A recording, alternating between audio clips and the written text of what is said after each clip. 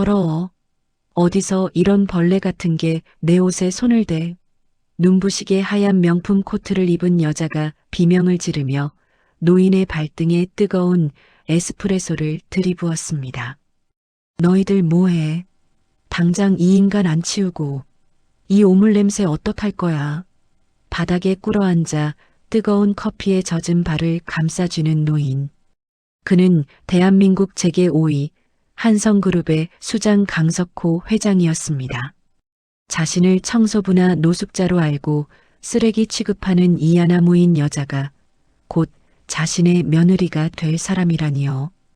오만한 예비 며느리는 꿈에도 몰랐을 겁니다. 자신이 발로 짓밟은 그 노인의 손가락 하나에 그녀가 갈망하던 재벌가 사모님의 꿈이 산산조각 날 거라는 사실을 말이죠. 시작 전 구독과 좋아요를 눌러주세요. 그럼 오늘의 사연 시작합니다. 한성백화점 명품관은 이른 아침부터 눈이 부실 정도로 반짝이는 조명 아래 고고한 자태를 뽐내고 있습니다. 매끄러운 대리석 바닥은 먼지 한 점 없이 닦여 있어 발소리조차 경쾌하게 울려 퍼지는 곳이죠. 우아한 클래식 음악이 잔잔하게 흐르는 가운데 명품관 정문으로 한 노인이 느릿느릿 걸어 들어옵니다. 목이 늘어난 누런 셔츠는 군데군데 얼룩이 져 있고 무릎이 튀어나온 바지는 밑단이 다해져 실밥이 너덜거립니다. 노인이 한 걸음 내디딜 때마다 코를 찌르는 퀴퀴한 냄새가 공기 중에 번져나갑니다. 입구에 서 있던 보안 요원이 미간을 잔뜩 찌푸리며 노인의 앞을 가로막았습니다. 어이 할아버지, 아니 여기가 어디라고 발을 들여요? 뒤로 돌아가세요. 후문으로. 보안 요원이 장갑 낀 손으로 강석호의 어깨를 밀쳐내며 험악하게 쏘아붙였습니다. 강석호가 일부러 헝클어진 머리를 극적이며 구부정한 허리를 더 깊게 숙였습니다. 아이고 젊은이, 내가 배가 너무 고파서 그래. 여기 우리 아는 사람이 있어서 잠깐 찾으러 왔어. 잠깐만 들어가게 해줘. 응? 강석호가 쉰 목소리로 애원하며 매장 안쪽으로 발을 디디려 애를 썼습니다. 보안 요원이 강석호의 가슴팍을 거칠게 밀어내며 허리춤에 무전기를 집어들었습니다. 아니, 이 영감이 정말 로망이 났나? 좋은 말로 할 때 나가시라니까요. 여기 있는 가방 하나가 할아버지 목숨값보다 비싸요. 하나라도 건드리면 평생 감옥 살 줄 아쇼. 요원의 고함에 매장 안에 있던 손님들이 일제히 고개를 돌려 강석호를 바라보았습니다. 비단옷을 차려입은 귀부인들이 부채로 코를 가리며 뒤걸음질을 쳤습니다. 강석호는 사람들의 멸시 어린 시선을 하나하나 눈에 담으며 입가에 묘한 미소를 지었습니다. 그때 매장 저편에서 화려한 조명보다 더 눈부신 차림의 여자가 다가왔습니다. 진주가 알알이 박힌 흰색 코트를 입고 한정판 가방을 든 최유라였습니다. 최유라가 또각거리는 구두 소리를 내며 강석호의 근처에서 걸음을 멈췄습니다. 무슨 소란이에요, 정말. 아침부터 재수없게 소리를 지르고 난리야.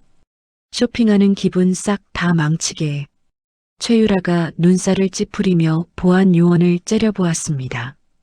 요원이 허리를 90도로 꺾으며 비굴하게 대답했습니다. 죄송합니다. 최유라 고객님, 이 노숙자 영감이 막무가내로 밀고 들어와서요. 지금 당장 쓰레기 치우듯이 치워버리겠습니다. 강석호가 일부러 기름때와 먼지가 잔뜩 묻은 시커먼 손을 최유라 쪽으로 뻗었습니다. 최유라의 하얀 명품 코트 자락에 강석호의 손가락이 닿을 듯 말 듯 흔들렸습니다. 저기 예쁜 아가씨, 내가 사흘을 굶어서 눈이 다 침침해. 10,000원만 빌려주면 안 될까? 내가 이 은혜는 나중에 꼭 갚을게. 응? 10,000원만 좀 빌려줘. 강석호가 떨리는 손으로 최유라의 소매 끝을 붙잡으려 했습니다. 최유라가 날카로운 비명을 지르며 뒤로 펄쩍 뛰어올랐습니다. 아, 이거 안 나? 더러워 죽겠네 정말. 어디서 이런 벌레 같은 게 감히 내 옷에 손을 대. 너 미쳤어? 최유라가 얼굴을 악마처럼 구기며 들고 있던 뜨거운 에스프레소를 강석호의 발등에 냅다 부어버렸습니다. 뜨거운 커피가 강석호의 낡은 구두와 양말을 시커멓게 적시며 흘러내렸습니다. 강석호가 뜨거움에 움찔하며 뒤로 물러나자 최유라가 히스테릭하게 소리를 질렀습니다. 너희들 뭐해? 당장 이 인간 안 치우고. 이게 얼마짜리 코트인 줄 알아? 너 같은 건 죽었다 깨어나도 구경도 못할 귀한 옷이라고. 이 오물 냄새 어떡할 거야? 어떡할 거냐고. 최유라가 가방에서 비싼 실크 손수건을 꺼내 코트를 닦아내더니 그 오염된 손수건을 강석호의 얼굴에 냅다 던졌습니다. 손수건이 강석호의 뺨을 철썩 치고 바닥으로 떨어졌습니다. 세탁비 내놔. 돈 없으면 여기서 무릎 꿇고 빌기라도 하란 말이야. 어머, 정말 오늘 일진 사나워서 못 살겠네. 최유라가 씩씩거리며 강석호의 가슴을 손가락으로 콕콕 찔러댔습니다. 백화점 매니저가 달려와 강석호의 팔을 뒤로 꺾어 제압했습니다. 보안 요원들도 가세에 강석호를 차가운 대리석 바닥에 무릎 꿇렸습니다. 할아버지, 곱게 나갔으면 이런 꼴 안 당하잖아요. 경찰 부르기 전에 조용히 끌려나가세요. 여기가 어디라고 와서 행패입니까? 행패가. 매니저가 강석호의 목덜미를 거칠게 움켜쥐며 바닥으로 짓눌렀습니다. 구경꾼들이 스마트폰을 꺼내 무릎 꿇린 노인의 비참한 모습을 찍어대기 시작했습니다. 최유라는 그 광경을 지켜보며 턱을 높이 쳐들고 깔깔거리며 비웃음을 흘렸습니다. 저런 것들은 매가 약이라니까요. 아주 뼛속까지 가난한 냄새가 진동을 하네. 구역질 나서 못 있겠어. 이때 인파를 해치고 작은 체구의 여직원 한 명이 달려왔습니다. 이름표에 이서윤이라고 적힌 말단 계약직 직원이었습니다. 이서윤이 강석호를 누르고 있는 보안 요원들의 팔을 필사적으로 밀치며 바닥에 주저앉았습니다. 지금 뭐 하시는 거예요? 이 팔 좀 놓으세요. 어르신 뼈라도 부러지면 어쩌려고 그러세요. 당장 놓으시라고요. 이서윤이 다급하게 외치며 강석호의 어깨를 감싸 안았습니다. 이서윤은 자신의 깨끗한 손수건을 꺼내 강석호의 젖은 구두와 바지를 정성껏 닦아내며 물었습니다. 어르신, 어디 다치신 데는 없으세요? 놀라셨죠? 제가 닦아드릴게요. 괜찮아요. 이서윤이 걱정스러운 눈빛으로 강석호의 얼굴을 살폈습니다. 최유라가 어처구니가 없다는 듯 코웃음을 치며 서윤의 앞으로 다가왔습니다. 너 뭐야? 미쳤어? 지금 저런 노숙자를 편드는 거야? 너 죽고 싶어? 최유라가 이서윤의 어깨를 세게 밀치며 눈을 부라렸습니다. 이서윤이 강석호를 부축해 일으키며 최유라를 똑바로 쳐다보았습니다. 손님, 아무리 돈이 많으셔도 어르신께 이러시면 안 되는 거잖아요. 커피를 붓고 손수건까지 던지시다니요. 사람 귀한 줄 아셔야죠. 이서윤의 목소리가 명품관 안에 단호하게 울려 퍼졌습니다. 매니저가 이서윤의 팔을 잡아 끌며 귓속말을 퍼부었습니다. 이서윤 씨 미쳤어? 저분이 우리 이사님 예비 신부 최유라 씨라고. 당장 입 닥치고 사과드려. 이서윤이 매니저의 손을 뿌리치며 강석호의 헝클어진 머리칼을 정리해 주었습니다. 최유라의 얼굴이 분노로 시뻘겋게 달아올라 파르르 떨렸습니다. 저게 진짜 어디서 굴러먹던 게 감히 나한테 훈계질이야. 내가 뭔데 나한테 사람 귀한 줄 알래. 최유라가 손을 높이 들어 이서윤의 뺨을 강하게 후려쳤습니다. 철썩 하는 소리와 함께 이서윤의 고개가 돌아갔습니다. 이서윤이 비틀거리면서도 강석호의 손을 놓지 않고 버텼습니다. 매니저, 당장 인연 잘라버려.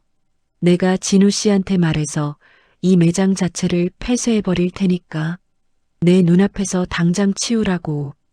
최유라가 이서윤의 가슴에 달린 명찰을 손톱으로 긁으며 거칠게 뜯어 바닥에 던지고 구두굽으로 짓밟았습니다.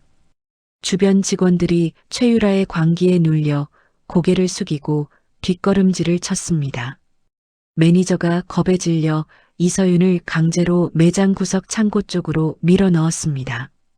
이서윤, 너 오늘부로 해고야. 짐 싸서 당장 나가. 내 백화점 인생 망치려고 작정했어?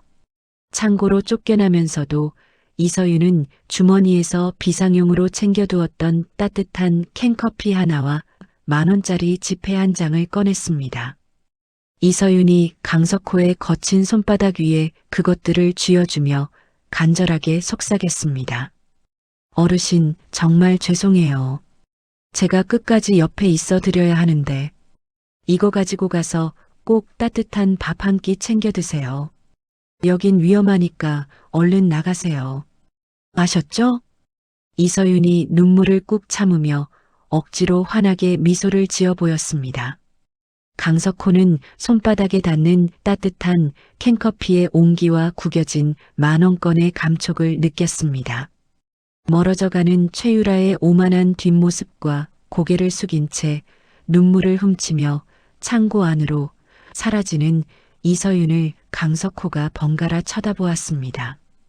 강석호의 인자했던 눈빛이 서늘하게 가라앉으며 입가에 차가운 복수의 미소가 어렸습니다. 백화점을 빠져나온 강석호가 골목 어귀에 세워진 검은 세단 앞에 섰습니다. 대기하고 있던 비서실장이 차 문을 열며 깊이 허리를 숙였습니다. 강석호가 차 뒷좌석에 깊숙이 몸을 묻으며 이서윤이 준 캔커피를 만지작거렸습니다. 비서실장, 저 최유라라는 아이. 뒷조사 싹 다 해와. 먼지 하나까지 탈탈 털어버려. 강석호가 창밖을 매섭게 응시하며 낮게 은조렸습니다. 비서실장이 긴장한 표정으로 고개를 끄덕이며 대답했습니다. 네, 회장님. 즉시 확인하겠습니다. 그리고 아까 그 여직원 이서윤이라고 했나? 그 아이 인사 기록도 당장 내 책상 위에 올려놔. 한성에서 이런 인재를 고생시키면 안 되지. 강석호의 목소리가 차가운 얼음 송곳처럼 차 안을 파고들었습니다. 세단이 매끄럽게 도로를 미끄러져 나가며 어둠 속으로 소리 없이 사라졌습니다. 다음 날 아침 백화점 셔터가 채 올라가기도 전부터 명품관 대기실은 얼음장 같은 정적에 휩싸였습니다. 최유라가 팔짱을 낀 채 소파에 앉아 까딱거리는 구두 끝으로 바닥을 툭툭 치고 있습니다. 그 앞에는 이서윤이 입술을 꾹 깨문 채 고개를 숙이고 서 있었죠. 최유라가 옆에 서 있던 매니저를 향해 턱짓을 하며 차갑게 입을 열었습니다. 매니저, 내가 어제 분명히 말했지? 이런 수준 미달인 직원은 얼굴도 보기 싫다고 했는데 왜 아직도 내 눈앞에 서 있는 거야? 내 말이 우스워? 매니저가 식은땀을 닦으며 이서윤의 등을 거칠게 떠밀었습니다. 이서윤이 중심을 잃고 바닥에 무릎을 꿇자 최유라가 비릿한 웃음을 지었습니다. 어제 그 더러운 노인네한테 했던 것처럼 나한테도 한번 해보지 그래. 무릎 딱 꿇고 싹싹 빌면 해고는 면하게 해줄지 알아? 자, 어서 빌어봐. 이서윤이 고개를 들어 최유라의 서슬 퍼런 눈을 똑바로 응시했습니다. 저는 잘못한 게 없습니다. 손님으로서 대접은 해드리겠지만 사람을 벌레 취급하는 부당한 요구에 무릎까지 꿇을 수는 없어요. 이서윤의 대답에 최유라가 자리에서 벌떡 일어나 이서윤의 얼굴 앞으로 사직서를 던졌습니다. 최유라가 구두굽으로 사직서를 짓밟으며 이서윤의 뺨을 가볍게 툭툭 쳤습니다. 잘못이 없어? 감히 내 앞길을 막아선 게 가장 큰 잘못이야. 이년아. 이 바닥에서 다신 발 못 붙이게 블랙리스트에 싹 다 올려줄 테니까 어디 한번 잘 살아봐. 아주 기대해도 좋아.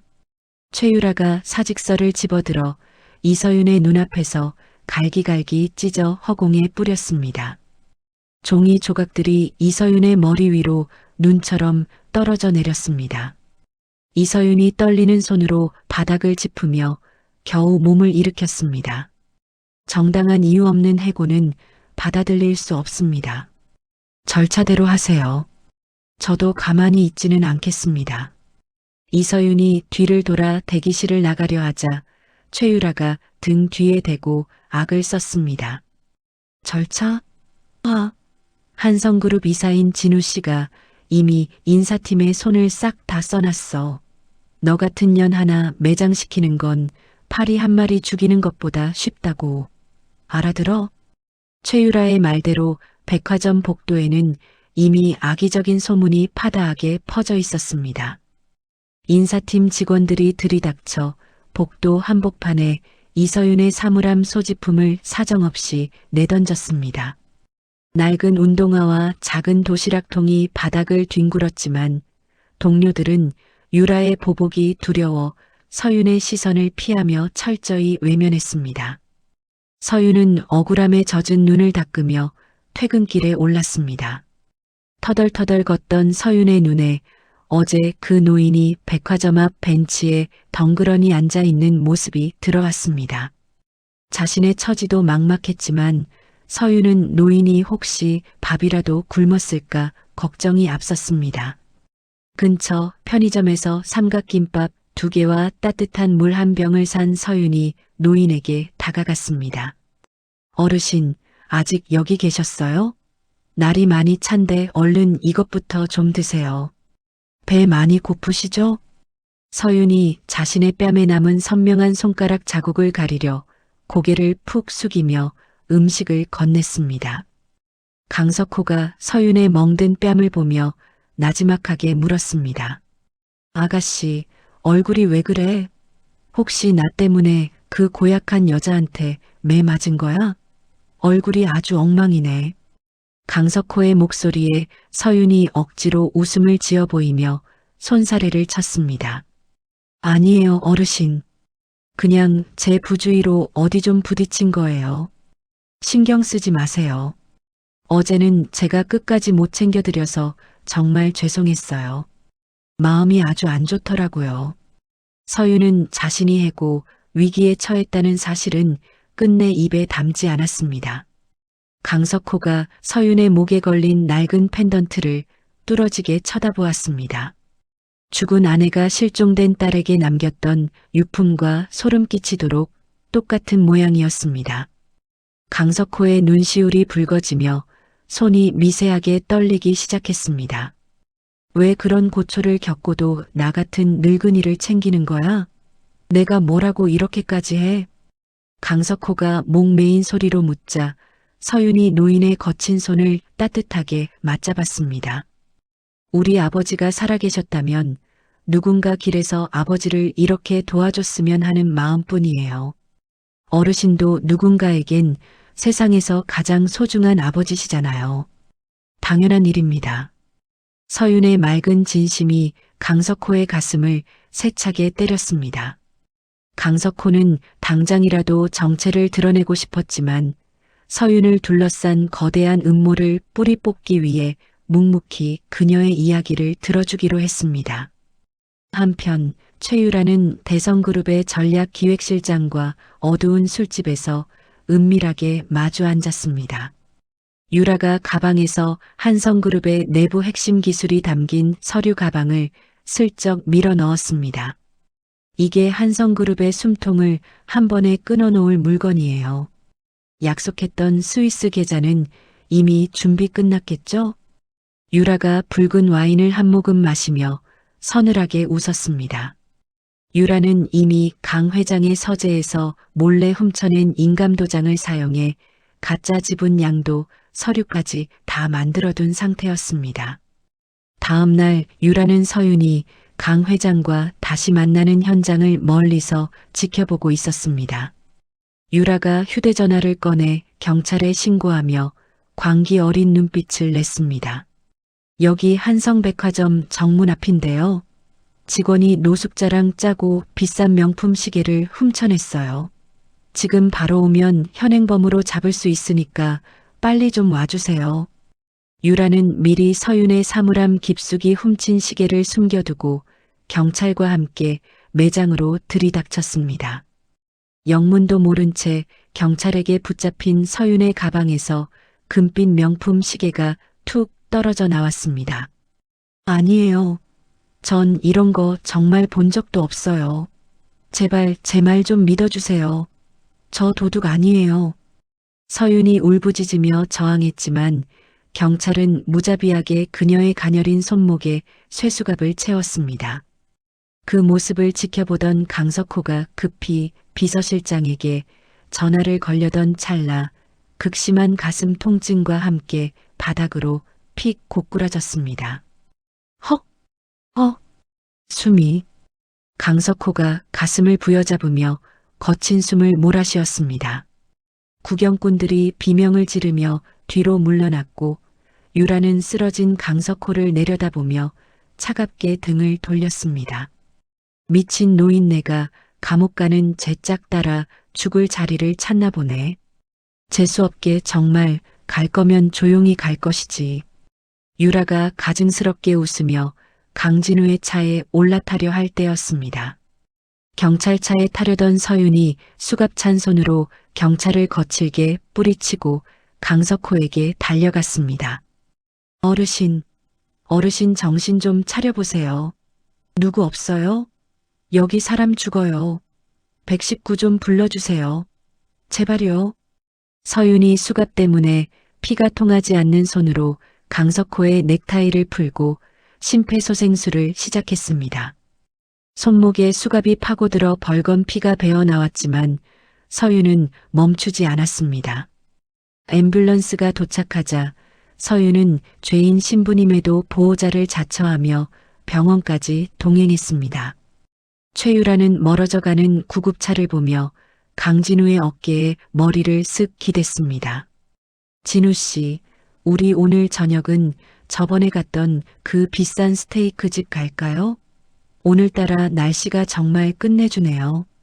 유라의 가벼운 웃음소리가 서윤의 절규가 사라진 백화점 앞 광장에 공허하게 울려 퍼졌습니다. 병원 응급실 앞은 그야말로 아비규환이었습니다. 수갑을 찬 채 피범벅이 된 손으로 강석호를 지키던 이서윤 앞에 검은 옷을 입은 덩치들이 들이닥쳤습니다. 최유라의 오빠 최도식이 비릿한 웃음을 흘리며 이서윤의 앞을 험악하게 가로막았죠. 최도식이 품 안에서 날카로운 칼날을 살짝 내비치며 이서윤을 구석으로 거칠게 몰아붙였습니다. 야, 이 도둑년아. 내가 들고 있는 그 지갑 당장 이리로 내놔. 노인네 소지품 챙겨서 튀려고. 아주 머리가 잘 돌아가네. 최도식이 이서윤의 가녀린 손목을 으스러지게 꺾으며 강석호의 지갑을 뺏으려 했습니다. 이서윤은 고통에 신음하면서도 지갑을 가슴팍에 꼭 끌어안은 채 죽기 살기로 버텼습니다. 안 돼요. 이거 어르신 물건이에요. 당신들 누군데 남의 물건에 손을 대. 당장 저리 안 비켜요. 이서윤이 악을 쓰며 저항하자 최도식이 칼끝을 이서윤의 하얀 목등에 바짝 들이댔습니다. 일촉즉발의 순간 어디선가 나타난 사내들이 최도식의 팔을 낚아채 바닥으로 사정없이 내동댕이 쳤습니다. 강석호가 비밀리에 운영하던 그림자 요원들이었습니다. 요원 중 한 명이 이서윤을 부축하며 짧게 고개를 숙였습니다. 이서윤 씨, 회장님은 저희가 목숨 걸고 지킵니다. 회장님 곁에서 한 발짝도 떨어지지 말고 기다리세요. 사내들이 최도식 일당을 지하 주차장으로 끌고 사라지자 이서윤은 다리가 풀려 바닥에 주저앉아 헐떡였습니다. 수술실 불이 켜지고 긴 시간이 흐른 뒤 의사는 강석호가 의식불명 상태에 빠졌다는 청천벽력 같은 소식을 전했습니다. 병원을 찾은 최유라는 혼란에 빠진 강진우의 손을 잡고 눈물 연기를 시작했습니다. 진우 씨, 내 말 똑똑히 들어. 아버님이 당신을 후계자에서 빼버리고 딴 사람 세우려 하셨대. 내가 내 귀로 다 들었어. 정말이야. 최유라가 미리 조작한 가짜 목소리를 들려주자 강진우의 눈동자가 갈피를 못 잡고 흔들렸습니다. 불안과 배신감에 휩싸인 강진우는 최유라가 내민 가짜 위임장에 떨리는 손으로 도장을 쾅 찍었습니다. 아버지, 왜 저를 못 믿으신 거예요? 왜 저한테 이러시는 거냐고요? 강진우가 서류를 움켜쥐며 꺼이꺼이 오열하자 최유라는 그를 품에 안고 악마 같은 미소를 지었습니다. 유라는 여기서 멈추지 않고 이서윤이 강석호에게 독약을 먹였다는 가짜 성분 보고서를 세상에 뿌렸습니다. 순식간에 뉴스에서는 이서윤의 얼굴이 도배되었고 병원 앞은 분노한 사람들로 가득 찼습니다. 살인미수범 이서윤을 당장 처벌하라. 은혜를 원수로 갚은 독한 년. 시위대의 고함이 병실 안까지 들려오는 가운데 비서실장은 유라의 진짜 정체를 담은 서류를 읽고 있었습니다. 유라가 회장님 딸이 아니라 예전 가사도우미의 딸이라는 유전자 검사지였죠. 비서실장은 당장이라도 유라의 머리채를 잡고 싶었지만 배우 세력을 싹 쓸어버리기 위해 입술을 깨물며 참아냈습니다. 이 사실을 모르는 최유라는 강진우를 앞세워 긴급 이사회를 열었습니다. 강석호의 회장직을 박탈하려는 음모가 진행되는 동안 유라는 지하 주차장에 갇힌 이서윤을 찾아갔습니다. 유라가 이서윤의 머리채를 잡아 흔들며 차갑게 속삭였습니다. 야, 이서윤. 내가 죽어야 내가 진짜가 되는 거야.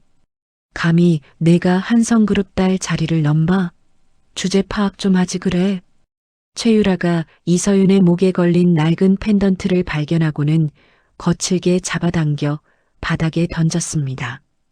유라가 비싼 명품 구두 굽으로 펜던트를 짓밟자 금색 껍데기가 우득 소리를 내며 박살났습니다. 이서윤은 밧줄에 묶인 채로 필사적으로 몸을 비틀어 바닥에 떨어진 날카로운 파편을 손에 넣었습니다. 너, 우리 부모님 돌아가시게 한 것도 너지? 그 집에 불 지른 것도 내 짓이잖아. 말해봐. 이서윤이 파편으로 밧줄을 긁어내며 울부짖자 최유라가 깔깔거리며 미친 듯이 웃었습니다. 그래, 내가 그랬다. 왜? 내 부모가 죽어야 내가 내 인생을 통째로 뺏을 수 있었으니까. 근데 넌 왜 끈질기게 살아남아서 내 앞길을 막아? 어서 말해봐. 최유라는 자신의 옷에 달린 마이크가 켜져 있다는 사실도 모른 채 추악한 진실을 쏟아냈습니다. 그 시각 이사회 회의실 큰 스피커에서는 최유라의 자백이 생방송처럼 쩌렁쩌렁하게 울려 퍼지고 있었습니다. 주주들과 이사들이 얼굴이 하얗게 질려 서로를 쳐다보았고 강진우는 사색이 되어 자리에 얼어붙었습니다. 아니야. 유라야. 너 지금 무슨 소리를 하는 거야? 미쳤어? 강진우가 비명을 지르며 화면을 가리키는 순간 강석호의 병실 모니터 수치가 요동치기 시작했습니다. 의사들이 급하게 뛰어오는 찰나 지하에서 밧줄을 끊고 탈출한 이서윤의 비명이 병원 전체를 뒤흔들었습니다. 사람들이 여기 다 들으세요. 최유라가 우리 부모님을 죽인 살인자예요. 저 여자가 다 꾸민 일이라고요. 이서윤의 처절한 외침이 방송을 타고 백화점과 광장의 모든 큰 전광판에 울려 퍼졌습니다. 비서실장이 이사회 회의실 문을 발로 박차고 들어오며 서류 뭉치를 테이블 위로 냅다 던졌습니다. 이제 모든 주사위는 던져졌고 화려했던 최유라의 무대 위로 검은 그림자가 무겁게 내려앉기 시작했습니다. 이사회 회의실은 최유라의 악마 같은 목소리가 스피커를 타고 흐르자 그야말로 물을 끼얹은 듯 정적이 흐르다가 이내 아수라장이 되었습니다. 강진우는 자신이 서명한 서류들을 멍하니 바라보며 사시나무 떨듯 온몸을 부르르 떨었습니다. 그때 죽은 듯 고요하던 강석호의 손가락이 미세하게 까닥이며 생명의 신호를 보냈습니다. 비서실장이 이사회의 육중한 문을 쾅 소리가 나게 박차고 들어오며 서슬퍼런 음성으로 호령했습니다. 전부 동작 그만. 회장님의 명령 없이는 누구도 이 자리를 한 발짝도 떠날 수 없습니다. 다음 날 아침 전 국민의 시선이 집중된 가운데 강석호가 병상에서 화상대국민 성명을 발표했습니다. 강석호는 창백하지만 서슬퍼런 눈빛으로 카메라를 응시하며 조작된 보고서의 실체를 세상에 낱낱이 드러냈습니다. 나라에서 인증한 진짜 보고서가 전광판을 가득 채우자 이서윤을 욕하던 여론은 썰물처럼 빠져나갔습니다. 이서윤을 향해 손가락질하던 사람들은 이제 최유라를 향해 분노의 침을 뱉기 시작했죠. 강석호는 병실로 달려온 이서윤의 손을 떨리는 손길로 꽉 맞잡았습니다. 강석호의 눈에서 굵은 눈물이 뺨을 타고 흘러내려 이서윤의 손등을 뜨겁게 적셨습니다. 서윤아, 내 새끼 서윤아, 이 못난 애비가 너를 바로 앞에 두고도 몰라봤구나. 그 모진 고생을 시켰으니 내 죄를 어찌 다 씻을까. 정말 미안하다, 내 딸아. 강석호가 목매인 소리로 오열하자 이서윤도 참아왔던 울음을 터뜨리며 강석호의 품에 얼굴을 묻었습니다. 지난 세월 가슴에 맺혔던 응어리가 뜨거운 눈물과 함께 씻겨 내려가는 순간이었습니다. 강석호는 자신의 가슴에 달려있던 금빛 한성그룹 배지를 떼어 이서윤의 옷깃에 직접 달아주었습니다. 이제부터 내가 한성의 얼굴이다. 너를 아프게 하고 우리 가족을 갈라놓은 자들에게 본보기를 보여주렴. 아버지가 뒤에 있다. 기력을 회복한 강석호는 정식 취임 전 이서윤에게 전략본부장이라는 직함을 내리고 그룹의 정권을 맡겼습니다. 이서윤은 법무팀과 홍보팀을 소집하여 최유라가 추진하던 영세 상인 쫓아내기 계획부터 당장 멈추게 했습니다. 서윤은 책상 위에 쌓인 상인들의 피눈물 섞인 탄원서를 한 장씩 넘기며 입술을 꽉 깨물었습니다. 사람들의 눈물을 닦아주는 게 진짜 경영입니다. 상인들을 울리는 부당한 계약은 오늘부로 전부 무효입니다. 당장 폐기하세요. 이서윤의 지시에 본사 건물이 벌집을 쑤신 듯 바쁘게 움직이기 시작했습니다. 한편 해외로 도망갈 준비를 하던 최유라와 강진우는 공항 근처에서 발등에 불이 떨어졌습니다. 강석호가 이미 모든 은행에 손을 써서 그들의 계좌를 꽁꽁 묶어버렸기 때문입니다.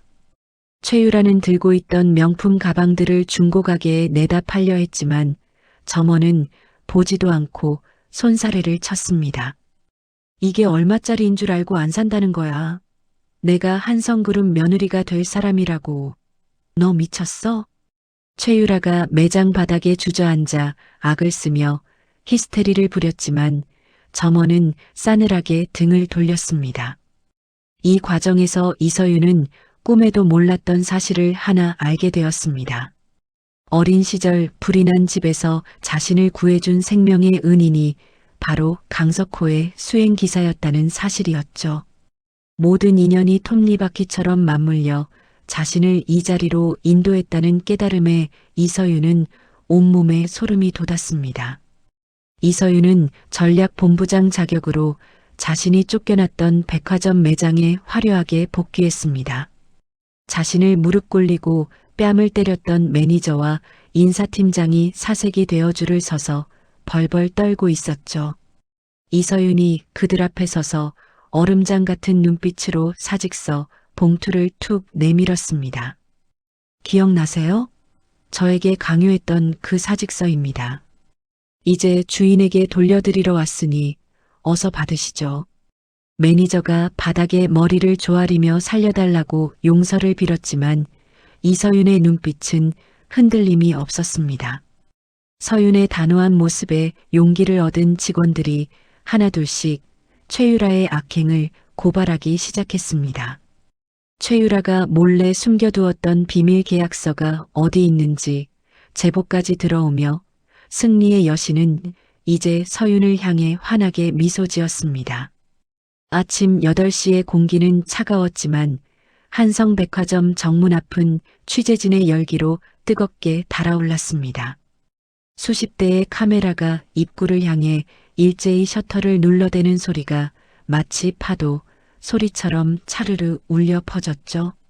검은색 세단에서 내린 이서윤은 더 이상 낡은 유니폼 차림의 말단 직원이 아니었습니다.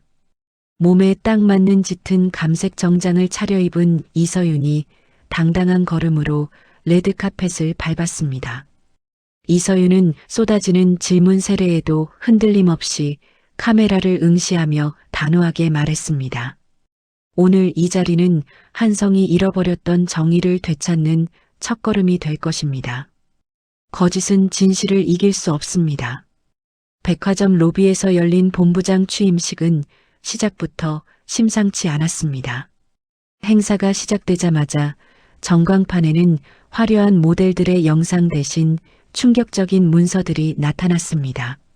최유라가 자기 작품이라며 뽐내던 기획안들의 원본 파일과 도용 증거들이었죠. 이서윤이 마이크를 잡고 떨리는 목소리로 화면을 가리키며 외쳤습니다. 이 기획안들은 제가 대학 시절 밤을 새우며 공모전에 냈던 제 꿈의 기록들입니다. 최유라 씨는 남의 꿈을 훔치고 그 위에 가짜 성을 쌓았습니다. 더 이상 속지 마십시오. 행사장 구석에서 상황을 지켜보던 최유라가 미친 듯이 비명을 지르며 무대 위로 뛰어 올라오려 했습니다. 하지만 이미 이서윤의 편으로 돌아선 보안 요원들이 최유라의 팔을 낚아채 바닥으로 사정없이 내동댕이 쳤습니다. 최유라는 헝클어진 머리를 쥐어뜯으며 바닥을 기어다녔고 그 추악한 모습은 백화점 내 모든 대형 스크린을 통해 생중계되었습니다. 이거 내가 진짜야. 전현이 다 조작한 거라고. 내가 한성의 주인이야. 최유라의 광기 어린 절규가 로비에 가득 찼지만 누구도 그녀를 도와주려 하지 않았습니다. 강석호가 휠체어에서 일어나 무대 위로 올라가 이서윤의 손을 번쩍 들어 올렸습니다. 강석호는 마이크를 향해 인자하면서도 위험 있는 목소리로 선언했습니다. 내 딸 이서윤이 아닌 한성의 새로운 리더 서윤 본부장을 여러분께 소개합니다. 한성의 미래를 이 아이에게 맡기겠습니다. 우레와 같은 박수 소리가 터져나왔고 재계의 거물들이 앞다투어 이서윤 앞에 줄을 섰습니다. 어제까지 그녀를 무시하고 침을 뱉던 이사들이 이제는 허리를 90도로 꺾으며 충성을 맹세했죠. 행사가 끝난 후 이서윤과 강석호는 화려한 연회장 대신 백화점 뒤편 작은 포장마차에 마주 앉았습니다. 강석호는 서윤이 건네주는 따뜻한 잔치국수를 한 모금 들이켜며 호탕하게 웃었습니다. 아버지, 이제는 더 이상 거지 할아버지로 변장하시면 안 돼요. 제가 아버지를 세상에서 제일 멋지게 지켜드릴 거니까요. 이서윤이 농담조로 말하며 강석호의 그릇에 김치를 얹어주었습니다. 강석호는 서윤의 강인한 눈매를 보며 든든한 마음으로 고개를 깊이 끄덕였습니다. 이서윤은 그날 오후 집무실로 돌아와 가장 먼저 백화점 내 모든 계약직 직원의 처우 개선안에 서명했습니다. 자신이 가장 힘들 때 캔커피를 나눠 마셨던 동료들에게 정규직 발령장을 전달하는 그녀의 손길은 참으로 따뜻했습니다. 여러분 덕분에 제가 이 자리에 올 수 있었습니다. 이제는 제가 여러분의 든든한 울타리가 되어드릴게요. 고생 많으셨습니다.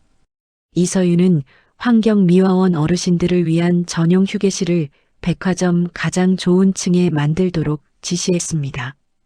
그녀의 진심 어린 행보는 사람들의 마음을 움직였고 한성그룹의 주가는 연일 최고치를 기록했죠. 강진우는 유라의 거짓말에서 벗어나 자신의 죄를 뉘우치며 모든 지분을 내놓고 자취를 감췄습니다. 최유라는 집안이 완전히 망해서 차가운 지하 단칸방으로 쫓겨나 신세를 한탄하며 하루하루를 보냈습니다. 서유는 강석호와 함께 어머니의 묘소를 찾아가 금빛 배지를 보여드리며 마침내 제자리를 찾은 평화를 만끽했습니다.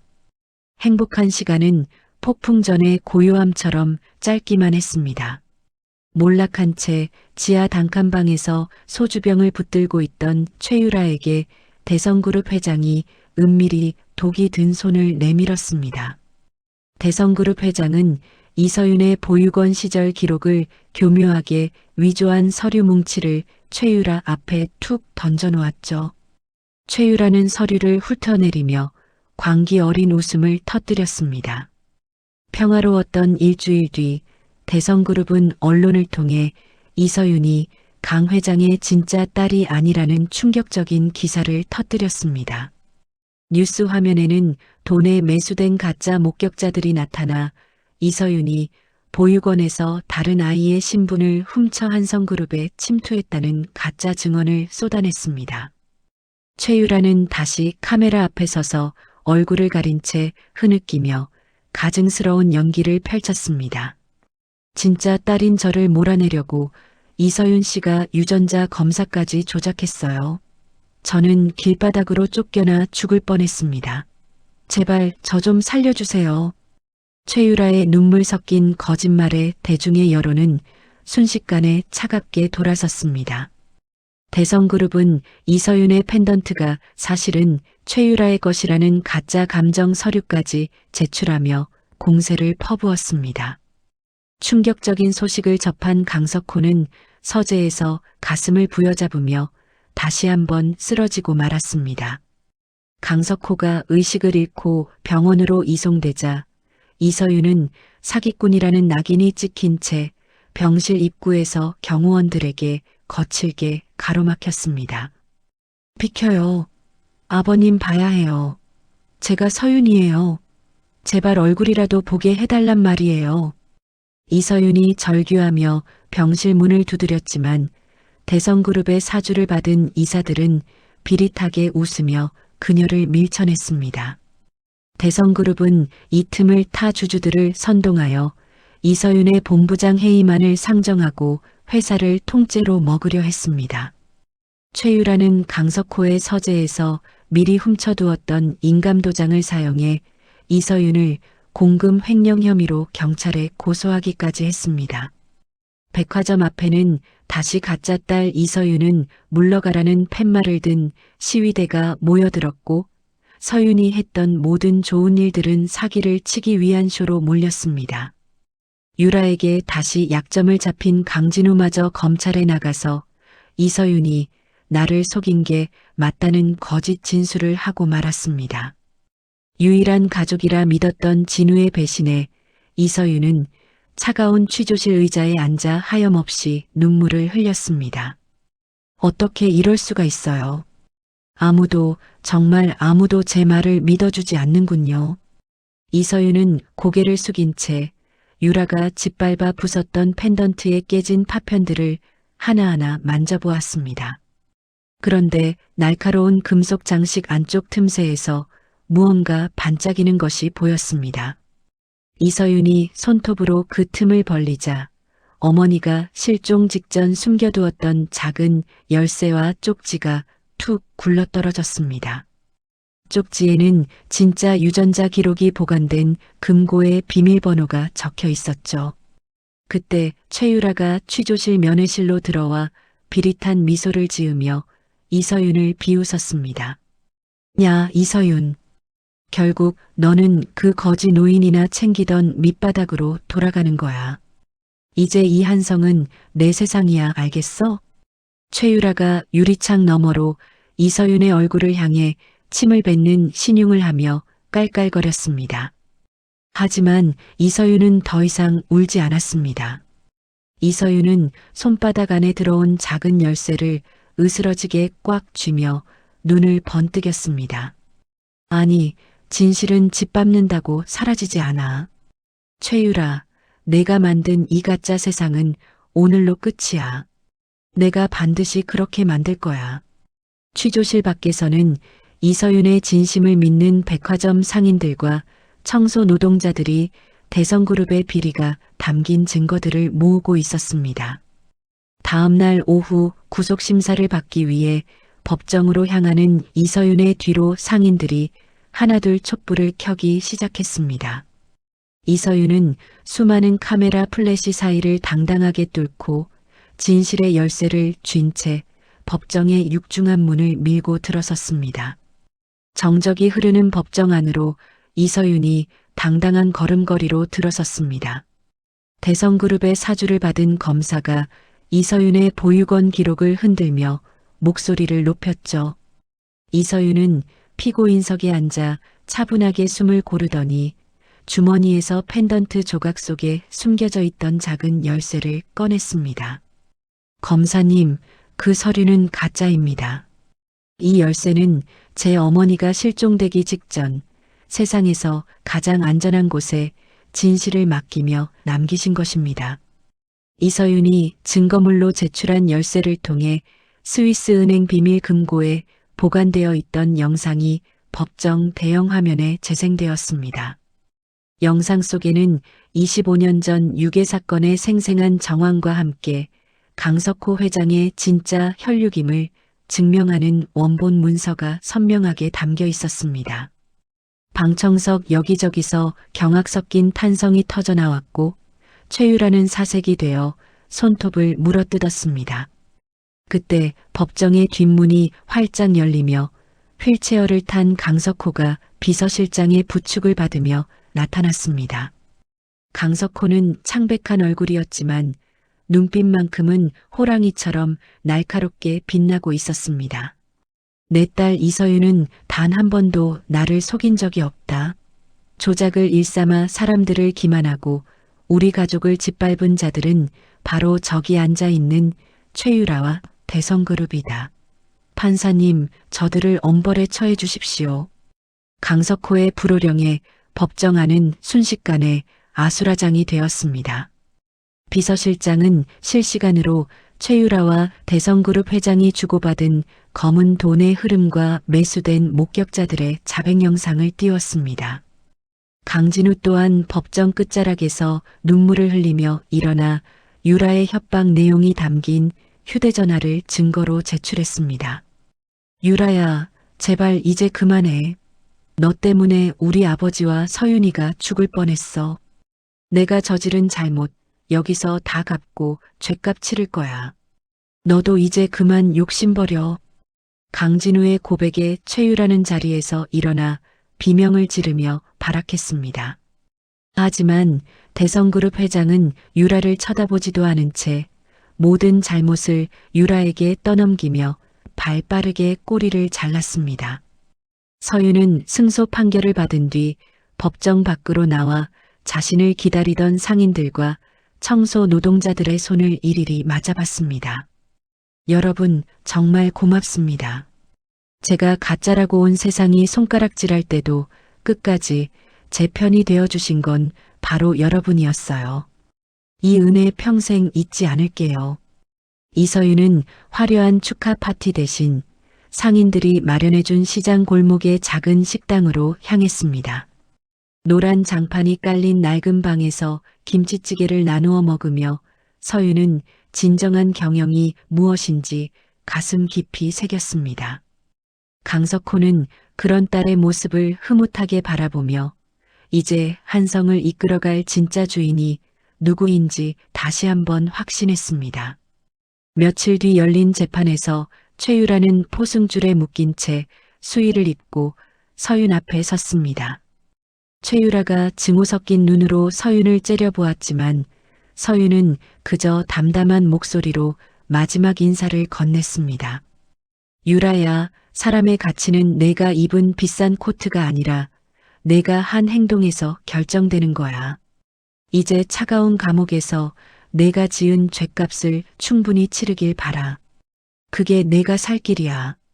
서윤은 뒤도 돌아보지 않고 법정을 떠났고 최유라의 절규는 차가운 쇠창살 안으로 사라졌습니다. 이제 한성그룹은 과거의 어두운 허물을 벗어던지고 새로운 아침을 맞이할 준비를 마쳤습니다. 서윤은 아버지의 손을 꼭 잡고 백화점 정문을 향해 당당하게 걸어갔습니다. 폭풍이 지나간 자리에 따스한 아침 햇살이 포근하게 내려앉았습니다. 사건이 모두 정리된 지 1년이라는 시간이 흘렀고 한성그룹의 분위기는 예전과는 180도 달라졌습니다. 이서윤이 주도한 채용 혁신 덕분에 이제 백화점 복도에서는 돈이나 집안 배경이 아닌 실력과 열정으로 똘똘 뭉친 신입 사원들이 활기차게 움직이고 있었죠. 이서윤은 오늘도 면접실에 직접 들어가 지원자들의 눈을 하나하나 따뜻하게 맞추며 질문을 던졌습니다. 우리 백화점에서 가장 비싼 물건이 무엇이라고 생각하시나요? 비싼 가방? 보석? 아닙니다. 저는 사람의 진심이라고 믿습니다. 그 마음을 손님께 전할 준비가 되셨나요?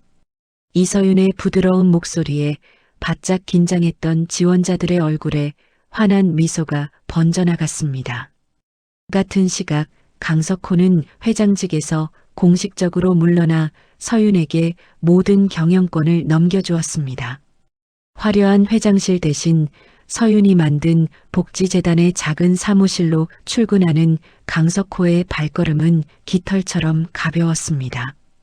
강석호는 이제 딱딱한 정장 대신 편안한 스웨터를 입고 동네 주민들과 공원 벤치에 앉아 장기를 두며 오후를 보냅니다. 아이고, 김영감, 거참 너무하네. 그 술을 두면 내 차가 그냥 죽잖아. 한수만 물러줘, 응? 노인네끼리 야박하게 왜 이래? 강석호가 껄껄 웃으며 아이처럼 투정을 부리자 옆에 있던 주민들이 회장님, 장기판에 회장님이 어디 있어? 라며 함께 웃음을 터뜨렸습니다. 드디어 한성그룹의 정식 회장 취임식 날이 밝았습니다. 모두가 번쩍거리는 호텔 연회장을 예상했지만 이서윤이 선택한 장소는 1년 전 강석호를 처음 만났던 바로 그 백화점 1층 로비였습니다. 화려한 꽃장식 대신 백화점 직원들과 단골 고객들이 옹기종기 모여 이서윤의 새로운 시작을 진심으로 축하했습니다. 저는 오늘 이 자리에서 여러분께 약속합니다. 한성은 명품의 가격을 높여서 으스대는 곳이 아니라 사람의 가치를 높여서 서로 웃게 만드는 곳이 되겠습니다.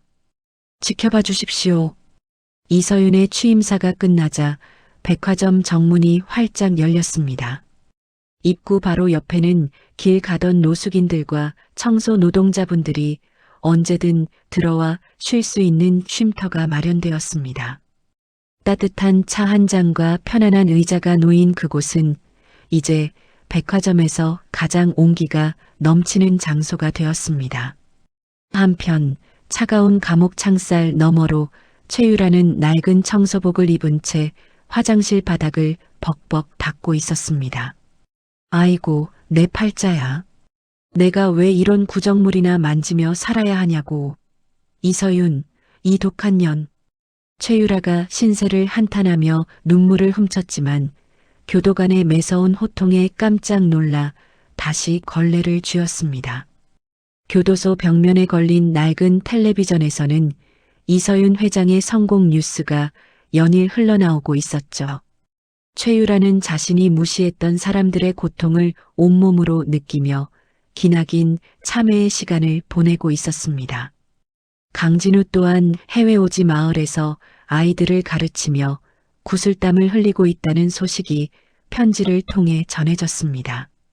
누나, 이제야 제가 누군지 알 것 같아요. 여기서 진심을 다해 땀 흘리며 사는 법을 제대로 배우고 돌아갈게요. 아버지 잘 모셔줘. 이서윤은 진우의 비뚤비뚤한 편지를 읽으며 조용히 미소 지었습니다. 어느 늦은 오후 이서윤은 화려한 옷을 벗어두고 다시 편안한 셔츠 차림으로 시장 골목을 찾았습니다. 무거운 짐을 들고 가파른 고갯길을 헐떡이며 오르는 할머니를 발견하자 이서윤은 망설임 없이 다가가 짐을 덥석 나누어 들었습니다. 할머니, 제가 들어다 드릴게요. 이 무거운 걸 혼자 어떻게 들고 가세요? 저랑 같이 가요. 이서윤의 따뜻한 손길에 할머니가 고마워하며 주머니에서 사탕 하나를 꺼내 서윤의 손에 쥐어주었습니다. 강석호는 집무실 모니터로 시민들이 찍어 올린 서윤의 미담 영상을 보며 흐뭇하게 웃음을 지었습니다. 강석호는 책상 위에 놓인 아내의 사진을 부드럽게 쓰다듬으며 나직하게 속삭였습니다. 여보, 보고 있나? 우리 서윤이가 당신을 쏙 빼닮아서 참 따뜻한 사람으로 컸어. 이제 나도 당신도 걱정 내려놓아도 되겠어.